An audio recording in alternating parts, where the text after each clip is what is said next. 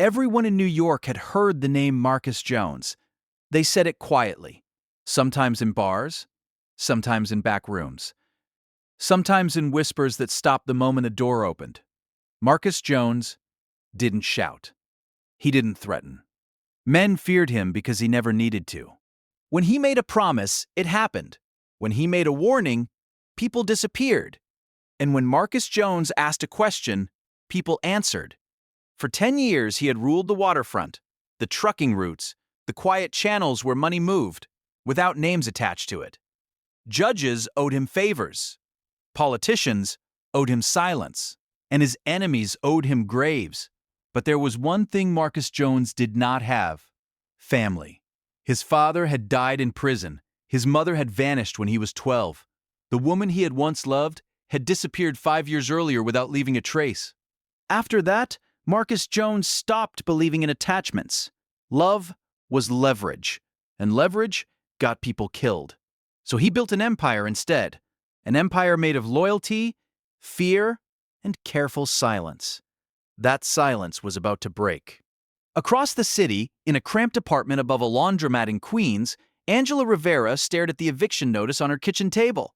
The paper looked harmless, thin, cheap, but the words printed on it felt like a death sentence.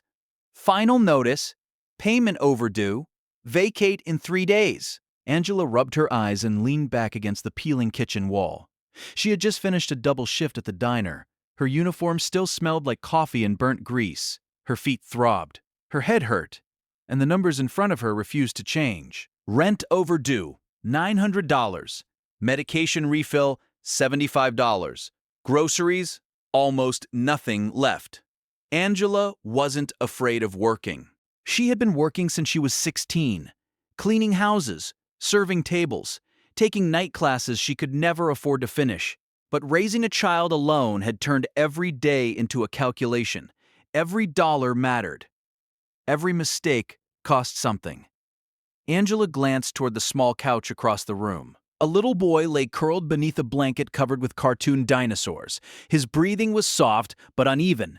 Leo, 4 years old, curly hair, big curious eyes, and lungs that never seemed strong enough. The inhaler on the table beside him was nearly empty. Angela felt her chest tighten. She could handle hunger. She could handle exhaustion, but she couldn't handle watching Leo struggle to breathe. She closed her eyes and whispered softly, "I'm trying, kid." Then she stood and walked to the closet. Inside, hidden behind winter coats and old shoes, was a small metal box. Angela hadn't opened it in years, not since the night her sister Sophia died. Sophia had arrived on Angela's doorstep in the middle of a storm, pregnant, terrified, refusing to explain. 3 hours later, she was in a hospital bed. 6 hours later, she was gone.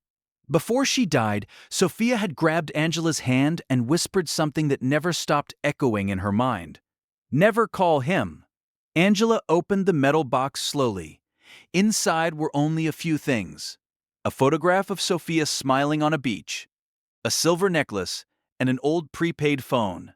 Angela picked up the phone carefully. She remembered Sophia's voice clearly. If anything ever happens, there's one number inside. Angela turned the phone over. Dust coated the screen. She had charged it once, years ago, but had never used it. She had been too afraid, because Sophia had also said something else. "If he finds us, he'll take the baby." Angela looked back at Leo. The boy shifted in his sleep and coughed softly. The inhaler wheezed when she tested it. Empty. Angela stared at the phone. Fear battled with desperation. Then she sat down and pressed the power button. The screen flickered. A faint green glow filled the room. The contacts list opened. There was only one entry, just a single letter, J. Angela's hands trembled. Her sister had never said the name. But Angela had heard whispers before. Dock workers talking late at night. Drivers mentioning a man nobody crossed. Marcus Jones. Angela swallowed. If that number belonged to him, she was about to dial the most dangerous man in New York. She almost stopped. Almost. But then Leo coughed again. Angela pressed the call button. Across the city, Marcus Jones stood inside a private warehouse office overlooking the Hudson River. A man knelt in front of him, tied to a chair. The man's lip was bleeding. His eyes were swollen with fear. Marcus held a small ledger in his hand. Numbers, transactions, evidence of betrayal. "You sold information," Marcus said calmly. "I swear I didn't." Marcus closed the ledger. His voice remained quiet. "Everyone says that." He reached inside his coat, pulled out a pistol. Silence filled the room. Even the guards watching from the wall stopped breathing. Marcus raised the gun, and then his pocket vibrated. He froze. That phone almost never rang. Only one person in the world had that number. Slowly, Marcus lowered the gun. He reached into his coat and pulled out the small burner phone. His eyes narrowed. The screen showed an incoming call. Unknown. For 5 years, that number had stayed silent. Marcus stared at it. The warehouse guards exchanged confused looks. No one interrupted Marcus Jones. Yet now, he stood perfectly still, staring at a ringing phone like it had spoken his name. Finally, he answered. He didn't say hello. He simply listened. On the other end of the line, Angela's voice shook. I think you might be Leo's father." Silence filled the warehouse. Marcus Jones stopped breathing. For the first time in 10 years, the most feared man in New York froze. Angela almost hung up after she said it. The words sounded ridiculous the moment they left her mouth. I think you might be Leo's father." The silence on the other end of the call stretched so long she thought the line had died. Angela pulled the phone away from her ear and checked the screen. "Still connected." Then a voice answered. Low, controlled, cold in a way that made her spine straighten. "Say that again." Angela swallowed. "My sister, Sofia Rivera," she said carefully. "She died 4 years ago." No response. But Angela could hear something faint, not breathing, not movement, just listening. "She had a son." Angela continued. "His name is Leo." Angela's nerves began to fray. Maybe this was a mistake. Maybe this wasn't the man Sophia had meant. Maybe she had just called some stranger in the middle of the night. But then the voice returned, and it sounded different. Not angry, not threatening. Something else. "How old?" Another silence. Angela pressed the phone closer. "He has asthma," she said quickly. "His medication ran out, and I'm about to lose our apartment, and I know I shouldn't be calling you, but Sophia told me there was a number if anything ever happened, and I—" "Stop." The command cut through her words like a blade. Angela stopped talking instantly. Marcus Jones spoke again. "Where are you?" Angela hesitated. Every instinct screamed at her not to answer, but she had already crossed the line. "Astoria," she said quietly, "above a laundromat on Crescent Street." Instead, he said something that made her stomach drop. "Do not leave the apartment." Angela blinked. "What?" "Stay there." The voice had hardened again. "Do not call anyone else. Do not go outside." Angela's heart began to race. "Wait," she said quickly.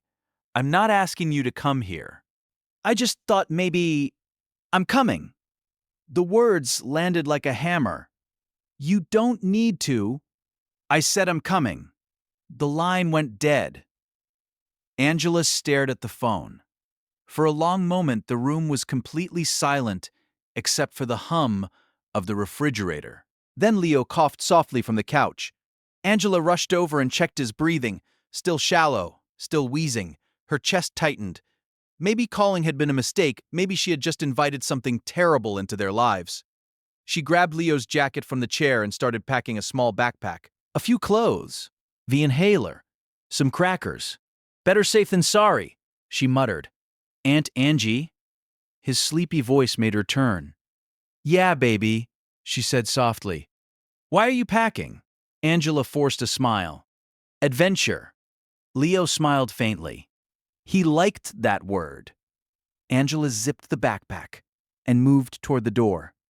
The hallway outside their apartment was quiet. Old building, peeling paint, broken lights. She stepped into the corridor and froze. 2 men stood at the end of the hallway. Tall, broad shoulders, dark suits that didn't belong anywhere near a building like this. Angela's stomach sank. One of them noticed her instantly. He touched a finger to his ear as if speaking through an earpiece. Then he walked calmly down the hallway. "Miss Rivera," he said politely. Angela's heart pounded. "How do you know my name?" "Mr. Jones asked us to make sure you stayed safe." Safe. The word didn't feel comforting, it felt like a warning. Angela stepped backward. "I think there's been a misunderstanding," she said. The man stopped a few feet away, his expression remained calm. "No misunderstanding." He glanced at Leo peeking from behind Angela's leg. Then he spoke quietly. "He's here." Angela's blood ran cold. Footsteps echoed from the stairwell. Slow, measured, heavy with authority. A tall man stepped into the hallway. Marcus Jones. Angela recognized him instantly. Everyone in New York had seen his face on the news at least once. 6'3", black coat, sharp jaw, eyes that looked like they had never forgiven anything. The hallway suddenly felt too small. Marcus's gaze moved across the peeling walls, the flickering lights, the cracked floor. Then finally to Angela, and the boy standing beside her. He didn't speak right away. Instead, he walked forward slowly. When he stopped in front of Leo, he knelt. The movement stunned everyone. The most feared man in New York lowering himself onto one knee in a dirty hallway. Marcus studied the boy's face. The curls, the dark eyes, the shape of his chin. Something inside his expression shifted. Not anger. Not suspicion. Recognition. Leo stared back curiously. "Hi," the boy said. Marcus's voice softened slightly. "What's your name?" "Leo." Marcus nodded once. Then he looked up at Angela. "Your sister never told me she was pregnant." Angela crossed her arms instinctively. She was scared. Marcus's gaze sharpened. "Of me?" Angela didn't answer, but the silence was answer enough. Marcus stood slowly. The hallway seemed even smaller with him standing. "You shouldn't have called," he said. Angela's stomach twisted. "I know." "But you did." Marcus glanced toward the stairwell, then back at Leo. Something changed in his expression again. Not weakness. Not softness. Responsibility. "You can't stay here anymore." Angela stiffened. "That's not your decision." Marcus didn't argue. Instead, he spoke calmly. "2 cars have been circling this block for 10 minutes. Angela blinked. "What?" Marcus's bodyguard touched his earpiece. "Boss, they're moving." Marcus sighed quietly. Then he looked directly at Angela. "If you stay here," he said, "your nephew will be dead before sunrise." Angela felt the world tilt. "You're lying." Marcus shook his head slowly. "No." He glanced toward the window at the end of the hall. Headlights flashed across the glass. Marcus's voice dropped lower. "They already know I'm here." Angela's heart slammed against her ribs. "What do we do?" Marcus answered without hesitation. "You come with me." "Adventure?" Angela looked down at him, then back at Marcus Jones, the most dangerous man in New York, and the only one standing between them and whatever was coming up the stairs. Angela took a slow breath. "Fine," she said. Marcus nodded once. Then the sound of running footsteps echoed in the stairwell. And the power in the hallway suddenly shifted. The invisible waitress had just stepped into the world of kings. Angela barely had time to process what Marcus Jones had said before the hallway exploded with noise. The stairwell doors slammed open. Heavy boots thundered upward. Marcus didn't look surprised. He looked annoyed. He turned to the 2 men behind him. "Take them downstairs," he said calmly. Angela blinked. "Wait." Marcus stepped closer to her. For the first time, she noticed something strange about him. He wasn't nervous. He wasn't rushing. He was calculating. "They're not here for you," he said quietly. "They're here for me." Angela tightened her grip on Leo. "That doesn't make me feel better." Marcus gave the faintest hint of a smile. "It should." Then he looked at his bodyguard. 30 seconds. The man nodded. Angela heard shouting from the stairwell. Metal clanging. A door crashing open. Marcus stepped between Angela and the hallway. His coat shifted slightly. Angela saw the grip of a gun beneath it. Her throat tightened. Leo peeked around her leg. Are those bad guys? Marcus looked down at him. Yes. Leo considered this. Then he asked a question that made Angela's heart stop. Are you going to beat them? Marcus paused. Then he answered honestly. Yes. The hallway lights flickered. Footsteps rushed toward them. 3 men burst from the stairwell. Masks. Dark jackets. Guns raised. Angela screamed. But Marcus was already moving. The first shot echoed like thunder inside the narrow hallway. Not from the attackers. From Marcus. His pistol appeared in his hand like it had always been there. 2 controlled shots. The first man collapsed before he understood what happened. The second attacker fired wildly. Bullets shattered the hallway light. Glass rained down. Marcus stepped sideways with terrifying calm. Another shot. The second attacker dropped. The third man froze. He hadn't expected resistance. Certainly not from the man he was sent to kill. Marcus didn't rush him. He simply raised the gun. The attacker lowered his weapon slowly. Marcus spoke quietly. Who sent you? The man hesitated. Marcus pulled the trigger. The bullet struck the wall beside the man's ear. Plaster exploded. The attacker flinched violently. Marcus's voice remained calm. Last chance. The man swallowed. Moretti. Marcus's eyes darkened. Angela had never heard that name before, but the way Marcus reacted told her everything. A rival. Someone powerful enough to send killers into Queens. Marcus lowered the gun slightly. Then he nodded once. His bodyguard stepped forward and slammed the attacker into the wall. The man went limp. Marcus turned back toward Angela. Time to go. Angela was still frozen. Her ears rang from the gunshots. Her legs felt weak. Marcus didn't wait for her to finish. He guided her toward the stairwell. Move. Leo clung to Angela as they hurried down the stairs. Angela's mind raced. She had known Marcus Jones was dangerous, but seeing it up close was different. He hadn't panicked. He hadn't hesitated. He had simply solved the problem. Outside, a black SUV waited at the curb. Another vehicle idled behind it. Marcus opened the door. Inside. Angela hesitated. This is insane. Marcus looked at her directly. You called me. Angela exhaled slowly. Then she climbed into the SUV with Leo. Marcus followed. The doors shut. The car accelerated immediately. Angela turned toward him. What happens now? Marcus watched the street through the tinted window. That depends. On what? On whether they believe the boy exists. Angela frowned.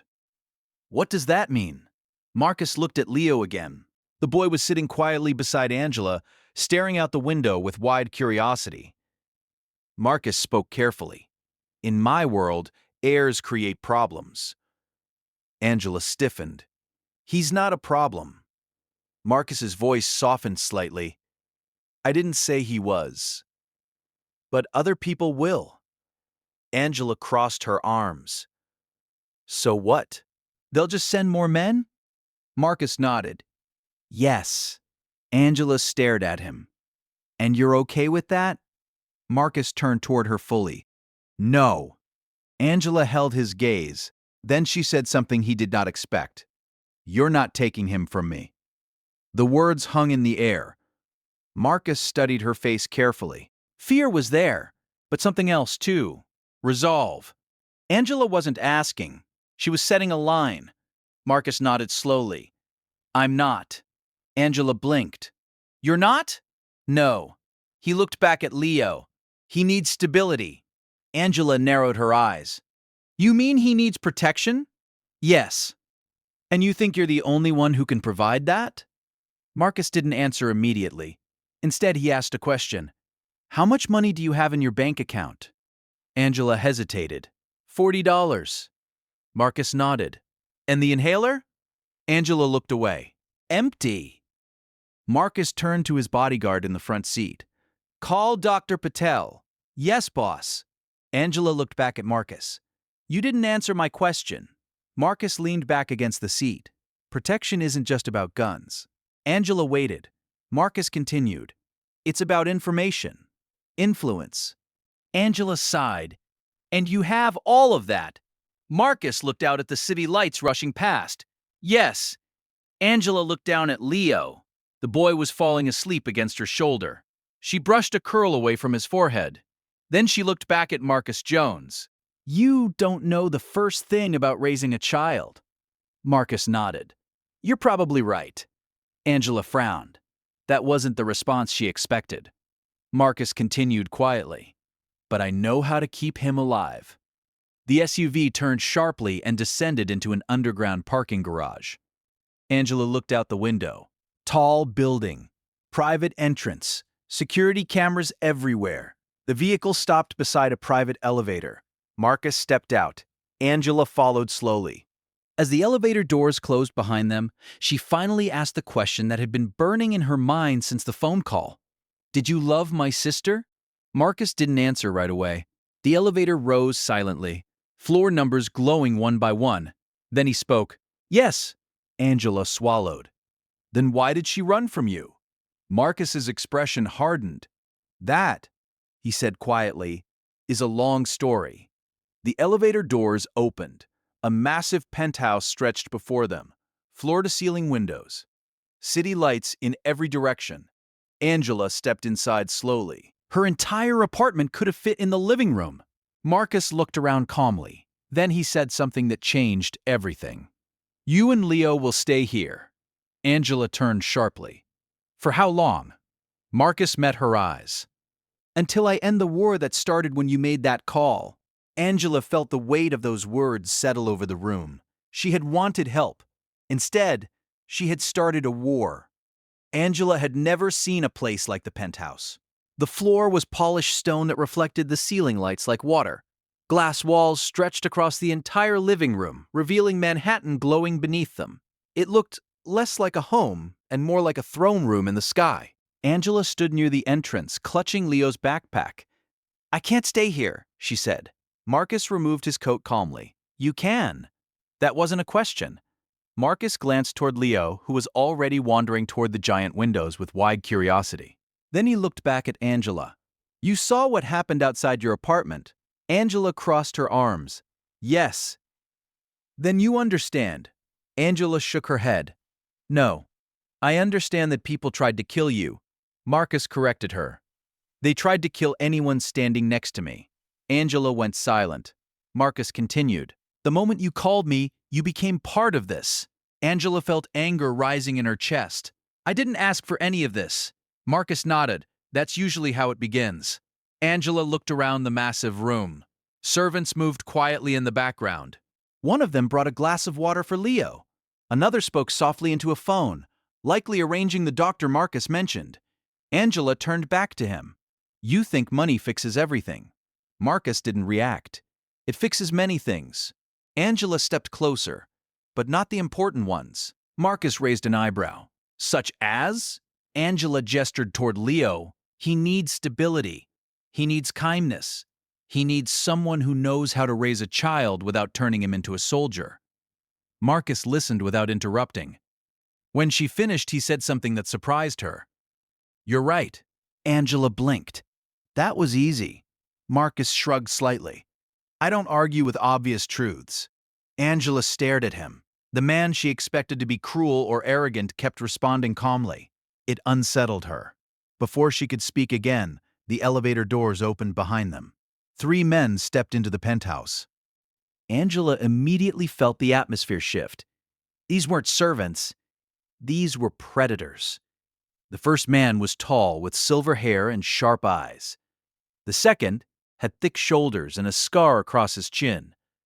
The third was younger, dressed in an expensive suit that screamed arrogance. They stopped when they noticed Angela. The young man frowned. Boss, who is she? Marcus didn't hesitate. She's family. The 3 men exchanged looks. The young man scoffed. That's funny. Angela felt the insult immediately. Marcus's voice hardened. Careful. Victor. Victor looked amused. I'm just saying what everyone's thinking. He gestured toward Angela.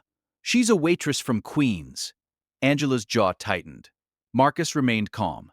Yes? Victor spread his hands. And now she's standing in the penthouse? Marcus stepped forward slightly. That's correct. Victor laughed. The sound echoed in the large room. Boss, this is insane. Marcus's gaze sharpened. Explain. Victor spoke bluntly. You just revealed a secret heir. Angela froze. Marcus didn't react outwardly. Victor continued. The families are already whispering. If they think you're protecting a child, they'll see weakness. Angela stepped forward before she realized what she was doing. Weakness? Victor looked at her with mild amusement. You must be Angela. Angela lifted her chin. Yes. Victor smirked. You have no idea what world you stepped into. Angela felt anger rise. No, she said. But I know what kind of man insults someone protecting a child. Victor laughed again. You think this is about protection? Angela didn't back down. Yes. Victor shook his head slowly. This is about power. Angela glanced at Marcus. He was watching silently, not stopping the confrontation. Angela turned back to Victor. Then maybe you don't understand power. Victor's smile faded slightly. Oh? Angela pointed toward Leo, who was sitting on the couch eating a cookie. That little boy is 4 years old. Victor shrugged. So? And grown men with guns tried to kill him tonight. The room grew quiet. Angela stepped closer. If you call that weakness, she said, then maybe the problem isn't the child. Victor's expression hardened. You should be careful. Angela didn't move. I am. Marcus finally spoke. That's enough. Victor looked back at Marcus. Boss. Marcus raised a hand. Silence. The authority in that gesture was absolute. Victor backed down immediately. Marcus turned toward Angela. For a moment, his expression was unreadable. Then he said something quietly. You just challenged one of my captains. Angela shrugged slightly. He started it. Victor looked annoyed. Marcus ignored him. Instead, he studied Angela carefully. You didn't hesitate. Angela crossed her arms. Should I have? Marcus shook his head slowly. No. Victor muttered under his breath. This is ridiculous. Marcus's eyes snapped toward him. Victor immediately went silent again. Marcus spoke calmly to the room. Listen carefully. All 3 men straightened. Angela and Leo stay here. No one questions it. Victor started to speak. Marcus cut him off. That wasn't a discussion. Victor's jaw tightened, but he nodded. The silver-haired man spoke carefully. If the other families hear about this, Marcus answered calmly. They already have. Angela felt a chill run through her spine. What does that mean? Marcus looked at her. It means the war has begun. Angela glanced toward Leo again. The boy had finished his cookie and was watching them curiously. He had no idea grown men were discussing a war over his existence. Angela turned back to Marcus. What happens next? Marcus's voice dropped lower. Tomorrow night there's a meeting. Angela frowned. What kind of meeting? Marcus's eyes darkened slightly. A commission. Angela didn't understand the term, but the way everyone in the room reacted told her everything. This was serious. Very serious. Marcus continued. They will decide whether Leo lives or becomes a problem that needs to disappear. Angela felt her blood run cold. And you're going to let them vote on that? Marcus stepped closer to her. No. Angela waited. Marcus finished the sentence calmly. I'm going to make sure they never try. Angela stared at him. For the first time, she understood something important about Marcus Jones. He wasn't just protecting Leo. He was preparing to change the rules of his entire world. And somehow, Angela had become part of it. Angela did not sleep that night. The penthouse was quiet, but her mind refused to settle. Every time she closed her eyes, she heard the gunshots again, saw the masked men rushing into the hallway, felt Leo clinging to her arm. She sat in a chair beside the enormous bed where Leo slept peacefully, clutching a stuffed dinosaur one of the house staff had given him. Children adapted quickly. Angela envied that. At sunrise, there was a soft knock at the bedroom door. Marcus stepped inside. He looked exactly the same as the night before. Calm, immaculate, untouched by chaos. "You should rest," he said quietly. Angela shook her head. "I've had worse nights." Marcus glanced at Leo. The boy stirred slightly but didn't wake. Then Marcus spoke again. "The commission meeting is tonight." Angela rubbed her temples. "You mentioned that." Marcus leaned against the wall. "They will demand answers. And if they don't like those answers," Marcus didn't hesitate, "they'll try to remove the problem." Angela exhaled slowly. "By killing a 4-year-old. Marcus's voice stayed level. "Yes." Angela stood up. "Then why are we even talking about this meeting?" "Because the decision they make tonight determines how the rest of my organization behaves." Angela frowned. "I thought you were the boss." Marcus allowed himself a faint smile. "I am. But power always has witnesses." Angela thought about that. "So you need them to accept Leo." Marcus nodded. "Yes." Angela crossed her arms. "And how exactly do you plan to convince a room full of criminals not to murder a child?" Marcus answered calmly. "With truth." Angela stared at him. "You're joking." Marcus shook his head. "No." Angela sighed. "You're the most feared man in New York and your strategy is honesty?" Marcus stepped closer. "Not just honesty." Angela waited. Marcus finished quietly. "Legitimacy." Angela blinked. "What does that mean?" Marcus spoke slowly. "If Leo is recognized as my legitimate heir," Angela felt the realization forming, "then killing him would be an act of war." Marcus nodded. "Exactly." Angela's eyes widened. "You're going to present him to the entire Mafia." "Yes." Angela ran a hand through her hair. "That's insane." Marcus didn't disagree. "It's necessary." Angela paced across the room. "This is ridiculous. Those men don't care about laws or families or—" Marcus interrupted gently. "They care about tradition." Angela stopped walking. Marcus continued. "If Leo is legitimate, he becomes part of the structure, and destroying that structure has consequences." Angela looked at him carefully. "And what makes him legitimate?" Marcus held her gaze. "His mother." Angela froze. "No." Marcus didn't look away. "Yes." Angela pointed toward Leo. "My sister is dead." Marcus nodded once. "I know." Angela stepped back. "You're not seriously suggesting." Marcus finished the sentence calmly. "They believe you're his mother." Angela stared at him like he had lost his mind. "That's impossible!" Marcus shrugged slightly. "You look similar enough." Angela laughed in disbelief. "You want me to lie to a room full of mafia bosses?" Marcus corrected her. "I want you to survive." Angela shook her head. "No." Marcus didn't pressure her. Instead, he asked a quiet question. "What happens if you refuse?" Angela hesitated. Marcus continued gently.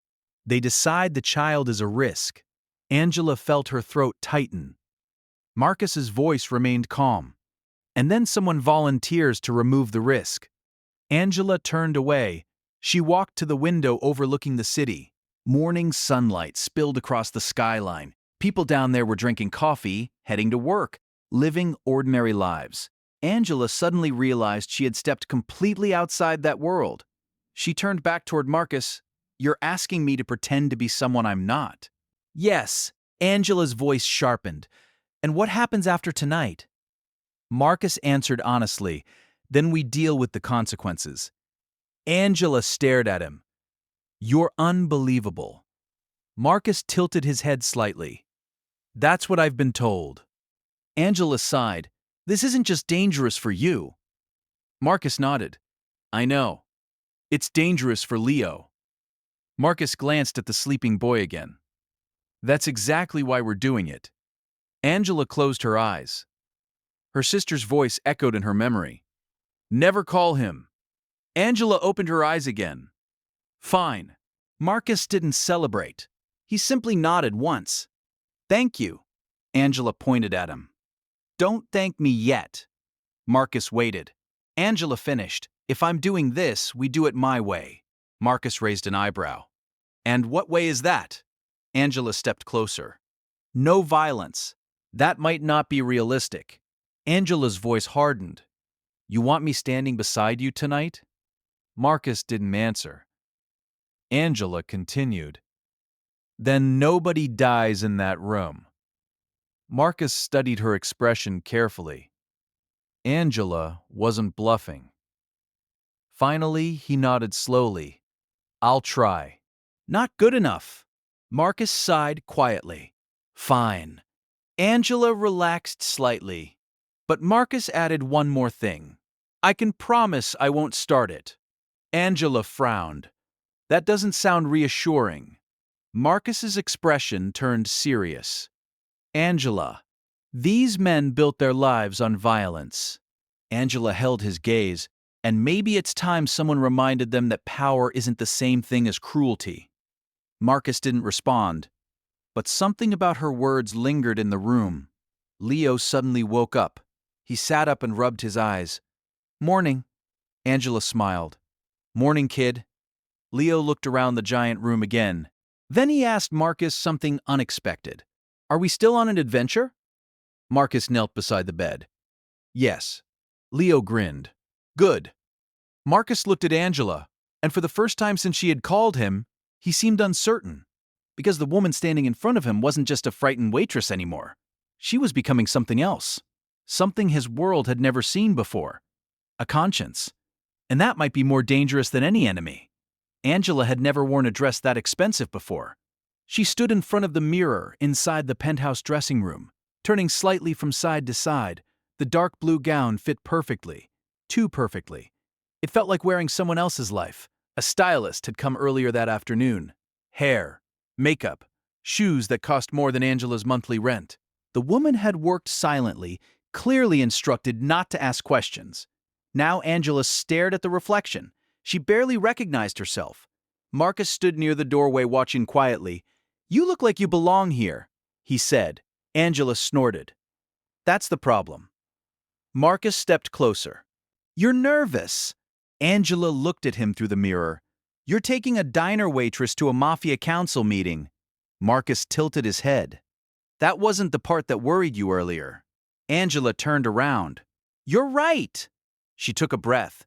The part that worries me is the room full of men who might decide a child should die. Marcus didn't dismiss the concern. That's why we're going. Angela studied his face. You really think you can change their minds? Marcus answered calmly. I don't need to change their minds. Angela waited. I just need to make them afraid of the consequences. Angela sighed. That's a very Mafia answer. Marcus allowed a small smile. It's an honest one. Angela grabbed a small clutch bag from the table. Inside it was something she insisted on bringing. A photograph of Leo. Just in case. Marcus noticed. You think they'll want proof? Angela nodded. They're criminals, not philosophers. Marcus considered that. You're learning quickly. Angela shrugged. I've had good teachers. Marcus didn't reply, but the silence between them felt different now. More equal. The elevator ride down to the garage was quiet. Angela could hear her heartbeat echoing in her ears. When the doors opened, 3 black vehicles waited. Security everywhere. Men with earpieces. Angela stepped into the car beside Marcus. The city blurred past as they drove downtown. After 20 minutes, the convoy stopped in front of an old Italian restaurant. From the outside, it looked ordinary. Inside, Angela immediately felt the weight of the room. Men filled every table. Some talking quietly, some watching silently. All powerful, all dangerous. The conversation stopped the moment Marcus Jones walked in. Angela felt dozens of eyes turned toward her.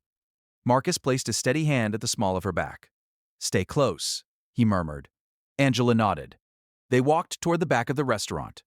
Through a heavy wooden door, down a narrow staircase, into a cellar that looked like it belonged in another century. A round table dominated the center of the room. 7 chairs, 6 were already occupied. The men sitting there did not look friendly. Angela recognized the type instantly. Old power. Cold eyes. Ruthless patience. Marcus pulled out a chair beside his. Angela sat. The room stayed silent for several seconds. Finally, one of the older men spoke. Don Vittorio Salazar. Angela had heard the name once on the news.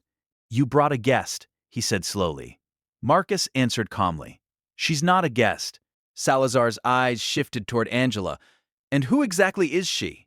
Marcus didn't hesitate. "The mother of my son."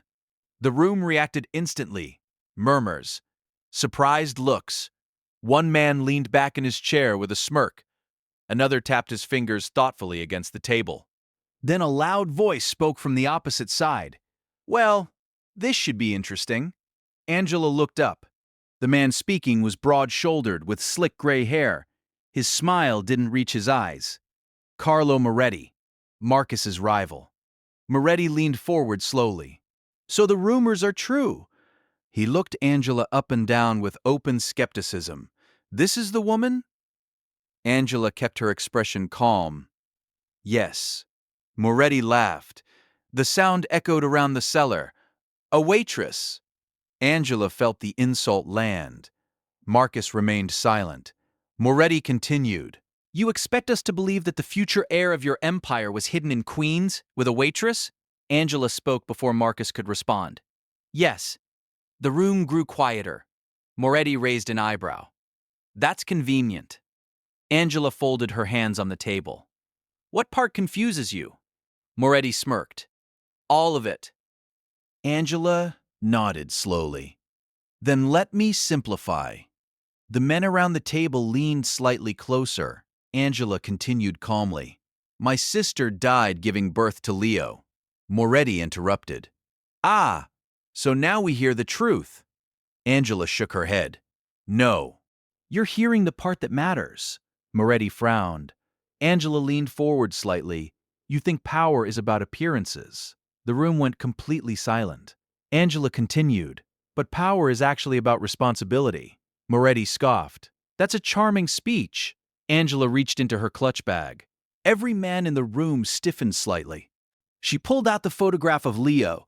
Then she placed it gently on the table. The picture showed Leo smiling with chocolate ice cream on his face.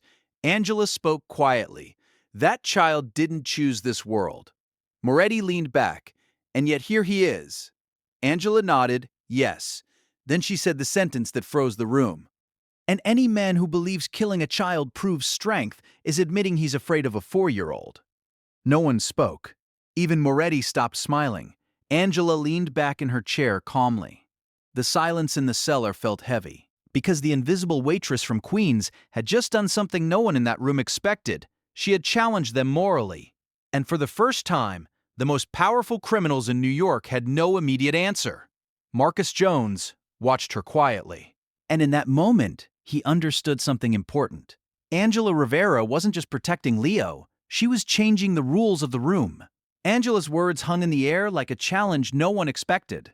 The cellar remained silent. 7 powerful men sat around the table. Men who had ordered assassinations without hesitation. Men who had controlled ports, unions, and entire neighborhoods for decades. And yet none of them immediately answered a waitress from Queens. Carlo Moretti leaned back slowly. His eyes narrowed. "You speak bravely," he said. "But bravery does not change reality." Angela didn't look away. Reality is a 4-year-old boy upstairs in a penthouse who almost died because grown men were afraid of what he might become. Moretti's smile vanished. Marcus Jones watched quietly beside her. He had walked into that room expecting a negotiation. Instead, he was watching something else unfold entirely. Angela wasn't bargaining. She was dismantling the argument. Don Salazar, the oldest man at the table, finally cleared his throat. "Enough games," he said. "This meeting has one purpose." He looked at Marcus. "You revealed an heir." Marcus nodded. "That makes the boy a factor in the balance of power." Angela listened carefully. For the first time since arriving in this world, she understood something important. These men didn't care about morality. They cared about structure, tradition, control. Angela leaned forward again. "Then let's talk about structure." The room turned toward her. Marcus said nothing. Angela continued calmly, "You believe killing Leo removes a weakness?" Moretti crossed his arms. "Correct." Angela shook her head. "No." She gestured toward Marcus. "You kill his son, and you don't remove a weakness." Her voice dropped slightly. "You create a war." The room fell quiet again. Angela let the silence sit for a moment. Then she finished the thought. "And that war won't stop at this table." Moretti's jaw tightened. Salazar watched Angela with growing interest. Marcus still said nothing. Angela continued, "You all built this organization to maintain order, trade, profit." She tapped the photograph of Leo still lying on the table. "Destroying a child doesn't preserve that order. It destroys it." Salazar leaned back slowly. He looked at Marcus, then back at Angela. "You speak like someone who understands consequences." Angela answered honestly, "I understand children deserve to grow up." Moretti scoffed. "This isn't a daycare." Angela shrugged slightly. "No, but it's still a system." She looked around the room, and systems collapse when fear replaces judgment. The silence stretched again. Finally, Salazar spoke. "The boy lives." Moretti slammed his hand on the table. "This is ridiculous." Salazar cut him off sharply. "Enough."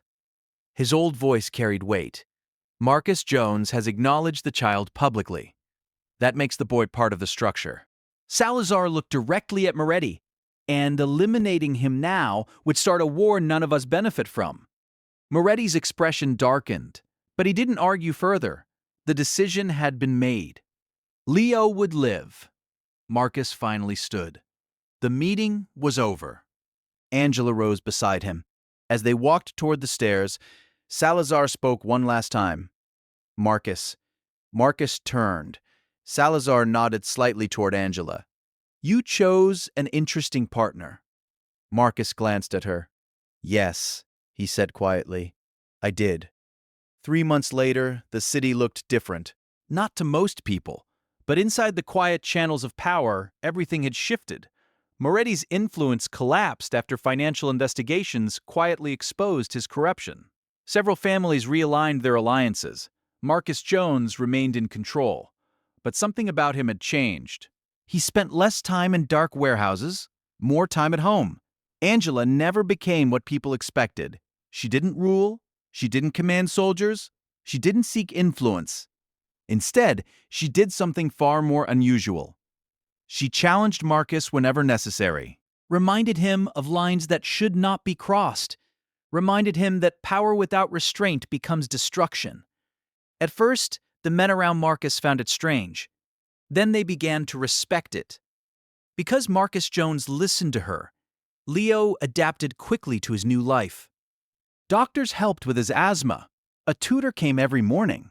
And sometimes Marcus himself helped him build towers out of wooden blocks on the penthouse floor. One evening, Angela stood near the same window where she had first arrived. The city lights stretched endlessly below. Marcus stepped beside her. "You regret calling me?" he asked. Angela thought about the night everything changed. The eviction notice. The phone. The moment she dialed a number that belonged to the most feared man in New York. "No," she said. Marcus looked at her. "Why not?" Angela smiled slightly. "Because Leo's safe." "That he is." Angela glanced at him. "You froze when I told you about him." Marcus raised an eyebrow. "I did not." Angela laughed softly. "You absolutely did." Marcus allowed a rare smile. "Perhaps."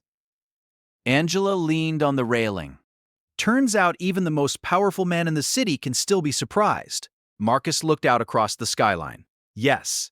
Then he added quietly, "Especially by the right person."